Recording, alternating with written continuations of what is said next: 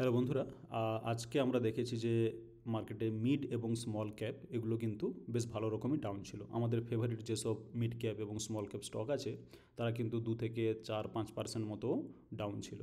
তো তা সত্ত্বেও আজকে আমি একটি স্টক কিনেছি। এই ভিডিওটা কিন্তু সেই স্টকেরই ব্যাপারে। স্টকটিতে আমি দেখাবো যে কত নেগেটিভ পয়েন্ট আছে, তা সত্ত্বেও কিন্তু স্টকটাকে চুজ করেছি, তার কারণও আমি এক্সপ্লেন করব, ঠিক আছে। তো মিড ক্যাপ এবং স্মল ক্যাপ আমরা এখানে যদি দেখি ইন্ডেক্স মিড ক্যাপ 150 ওকে, এটা কিন্তু -0.74% ডাউন, ঠিক আছে।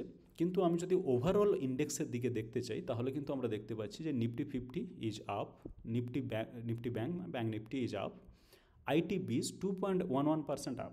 তো আইটি বিজ কিন্তু সুপারহিট। তবে এই সুপারহিট হওয়ার পেছনে কারণ আছে। আমরা জানি যে টিসিএস খুব দারুণ রেজাল্ট দিয়েছিল, তাছাড়া গাইডলাইন খুব ভালো ছিল কোম্পানির থেকে। আজকে ইনফোসিস যে রেজাল্ট দিয়েছে সেটাও কিন্তু খুব দারুণ রেজাল্ট। তো কালকে সেজন্য ইনফোসিসে কিন্তু আমরা রকেট এক্সপেক্ট করতে পারি। কালকে ইনফোসিস খুব ভালো রকমই দৌড়তে পারে।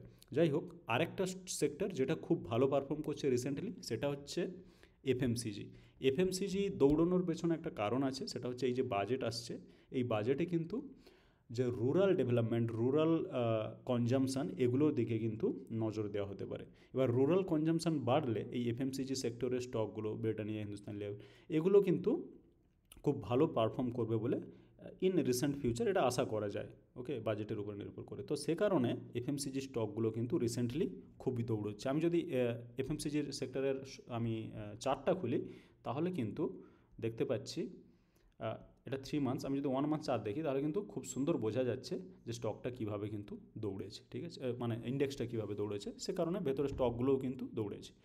তো এরকম আরও ইন্টারেস্টিং ভিডিও আমার চ্যানেলে আছে, আমার চ্যানেলে গিয়ে এখানে দেখতে পারেন যে ফান্ডামেন্টালি স্ট্রং স্টকে ইনভেস্ট করলাম, 2.4 লাখ ইনভেস্ট করলাম, আসতে পারে ভূমিকম্প কোনো স্টকে 1.3 লাখ ইনভেস্ট করলাম, 1.5 লাখ প্রফিট বুক করলাম। এ ধরনের ভিডিওগুলোতে আমার চ্যানেলে গিয়ে চোখ রাখুন। আশা করি এগুলো ইনফরমেটিভ এবং এগুলো হচ্ছে রিয়েল ভিডিও। আশা করি আপনাদের দেখতে ভালো লাগবে। এরকম কোনো ফেক কিছু লেখা নেই এখানে, সেটা ভিডিওগুলো দেখলে কিন্তু পরিষ্কার হয়ে যাবে। তো কাজের কথায় আসা যাক। আমি আজকে যে স্টকটা নিয়েছি সে স্টকটা কিন্তু যে যে সেক্টরে কাজ করে সে সেক্টর কিন্তু একটু আনকমন, ওকে, একটু odd.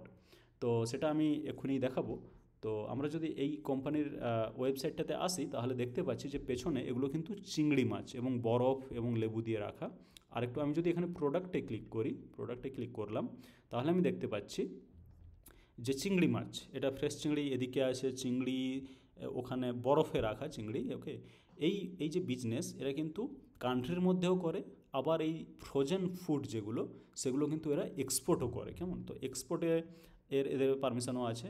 2006 received approval from export inspection council of India, okay. তো এরা কিন্তু এই ধরনের ফ্রোজেন ফুড এক্সপোর্ট এবং কান্ট্রির ভেতরে খুব ভালো রকমই এদের মানে শেয়ার, মানে ইয়ে আছে, মার্কেট শেয়ার, এবং খুব ভালো ধরনের বিজনেস। তোকে তো এই বিজনেসের আমি একটু ফাইন্যান্সিয়াল রেজাল্ট কিছু দেখে নিতে চাই, ফাইন্যান্সিয়াল পারফরমেন্স কিছু দেখে নিতে চাই। তো সেখানে এই স্টকটাকে লাগানো আছে। আমি এর কয়েকটা নেগেটিভ দেখাবো। যেমন প্রথম নেগেটিভ হচ্ছে স্টকটার পি অ্যারাউন্ড 50 কিন্তু কম পি না, যথেষ্ট বেশি পি। এবার যদি দেখি আরওই, এটা কিন্তু কম, আরও সি, এটা কিন্তু কম, তাহলে সব কিছু আমি নেগেটিভ পাচ্ছি। বুক ভ্যালুতে আমি পরে আসছি। এখন প্রাইসে যদি যাই, প্রাইসে যাওয়ার জন্য এখানে যদি দেখি প্রাইস কিন্তু প্রায় সেম, ওই একই জায়গায় ঘোরাফেরা করছে, মাঝে হয়তো 2-4টে আমরা স্পাইক দেখতে পাচ্ছি। এছাড়া কিন্তু প্রাইসটা কিন্তু একেবারেই নিচে আছে। আমি যদি 5 ইয়ার্সের চার্ট দেখছি, 10 ইয়ার্সে গেলে এ ধরনের একটা দেখতে পাবো যে এই ধরনের যে প্রাইসটা, এই প্রাইসটা কিন্তু অনেকবার এসেছে, হ্যাঁ, এবং সেই জায়গাতেই। এছাড়া এটা তো আরও কমে বলবো প্রাইসটা পাচ্ছি। তো এটা একটা পজিটিভ কারণ প্রথম দেখলাম, যেটা হচ্ছে প্রাইস লো। এবার আরও কিছু নেগেটিভ দেখবো, যে company has delivered a poor sales growth, -1.67% growth, sales growth, okay. তো সেলস গ্রোথ প্রায় নিউট্রাল বা নেগেটিভ বললেই চলে। আরেকটা হচ্ছে লো রিটার্ন অন ইকুইটি, যেটা আমরা আগে দেখলামও। একটাই পজিটিভ, মানে একটা পজিটিভ দেখলাম এখানে, যে প্রাইসটা অনেক নিচে পাচ্ছি আমরা। আর একটা পজিটিভ এখানে দেখতে পাচ্ছি যে company has been maintaining a healthy dividend, খুব ভালো রকমের ডিভাইডেন্ড পে করে এই কোম্পানি, ওকে। মাত্র দুটো পজিটিভ, কিন্তু অনেকগুলো আমরা নেগেটিভ দেখলাম। সেটা পি রেশিওই হোক, সেটা আরওই হোক, বা সেটা আরওসি হোক। পিয়ার কম্প্যারিজন এখানে খুব একটা দরকার নেই। তো কোয়ার্টারলি রেজাল্টে যদি যাই তাহলে কিন্তু আমি আবার অনেক কিছু নেগেটিভ দেখতে পাবো। For example 8.37 crore profit, okay, 3.29 less, 22 crore fine for this small company. 8.45 is kind of acceptable, 7.31 is like okay, 18.55, 13.1 they are good. কিন্তু আমরা যদি দেখি এখান থেকে ডিসেম্বর 2022 থেকে লাস্ট বেশ কয়েকটা মানে 6খানা কোয়ার্টার এর কিন্তু প্রায় কোনো ধরনের কোনো ভালো পারফরমেন্স নেই। ওকে, তা সত্ত্বেও স্টকটাকে কেন চুজ করেছি সেটাই হচ্ছে এই ভিডিওর মেন টপিক। তো এখানে আমি দেখতে পাচ্ছি যে 2024 এসে এটা কিন্তু প্রফিট নেগেটিভ হয়ে গেছে, ঠিক আছে। তো তা সত্ত্বেও স্টকটাকে চুজ করা কেন হলো সেটা কিন্তু একটু এক্সপ্লেন করবো আমি প্রাইস টু বুক ভ্যালু এবং চার্ট এই দুটোর কম্বিনেশনের মাধ্যমে। আমি যদি বিএসসি ওয়েবসাইটে চলে যাই, আমি বিএসসিতে স্টকটাকে লাগিয়ে রেখেছি, তো সেখানে আমরা দেখতে পাচ্ছি যে PB price to book value is 1.45, যেটা কিন্তু বেশি না। আমরা সেটা এখান থেকেও ক্যালকুলেট করতে পারতাম। এই যে প্রাইস বাই বুক ভ্যালু করলে কিন্তু আমরা পাবো price to book value ratio. তো সেটা এখানে ডাইরেক্টলি বিএসসির ওয়েবসাইটে ক্যালকুলেট করে দেওয়া আছে 1.45, ঠিক আছে। তো এটা একটা কিন্তু পজিটিভ, সুতরাং আমি বুক ভ্যালু প্লে করতে পারি। একটা প্রায় কাছাকাছি 1.45 বুক ভ্যালুতে একটা স্টক পাচ্ছি, সেটা নিয়ে রাখলে কোনো অসুবিধা নেই। এবার আপনার কোশ্চেন আসতে পারে যে পিটা বেশি, পিটা এত বেশি কি নেওয়াটা ঠিক হবে? তো পিটা বেশি কেন সেটা জানতে হলে পি রেশিও কী সেটা একটু জানতে হবে। তো পি রেশিও কী, সেটা হচ্ছে price to earning ratio. Price by earning যখন করবেন তখন আপনি পাবেন প্রাইস টু আর্নিং রেশিও। এখন আমি যেটা দেখলাম এখানে যে আর্নিং প্রায় নেই বললেই চলে, আর্নিং কম, এখানে আর্নিং কিন্তু খুবই কম, তাই না? তো আর্নিং যদি কম হয় মানে নিউমারেটর বাই ডিনোমিনেটর কিন্তু কম হচ্ছে। ডিনোমিনেটর কম হওয়ার কারণে যেটা রেশিওটা প্রাইস টু আর্নিং কম হওয়ার কারণে প্রাইস টু আর্নিং রেশিওটা কিন্তু বেশি হয়ে যাচ্ছে। এখন ভাবুন এখানে যদি একটু আর্নিং বেশি চলে আসে, যেটা আমি এক্সপেক্ট করছি যে এই কোয়ার্টারে বা তারপর কোয়ার্টারে এখন থেকে একটু ভালো পারফর্ম করবে কোম্পানিটা, সেখানে যখনই আর্নিং চলে আসবে তখনই কিন্তু প্রাইস টু আর্নিং রেশিওটা হঠাৎ করে নিচে নেমে আসবে। তখন কিন্তু স্টকটাকে খুব সস্তা মনে হবে, চিপ মনে হবে, ওকে, ভ্যালুয়েশন একটু কম মনে হবে। কিন্তু এখন মনে হচ্ছে যে হাইলি ভ্যালুড স্টক, ওকে। সেটা কিন্তু একমাত্র কারণ এটাই যে প্রাইসটা এখন ঠিক আছে, ফিক্সড আছে, আমরা যেটা দেখলাম ওখানে, কিন্তু আর্নিংটা ফিক্সড নেই, আর্নিংটা কিন্তু খুবই কম, ওকে, নেগেটিভ এবং এগুলো খুব একটা বেশি কিছু না। সুতরাং প্রাইস টু আর্নিংটা একটু বেশি হয়ে গেছে। তো প্রাইস টু আর্নিং প্রায় 40, এটা আর্নিং চলে এলে প্রাইস টু আর্নিং কিন্তু হঠাৎ করে কমে যাবে, ঠিক আছে। এবার আমি যদি অ্যাকচুয়াল চার্টে যাই, এখানে আমি লাগাতে চাই স্টকটাকে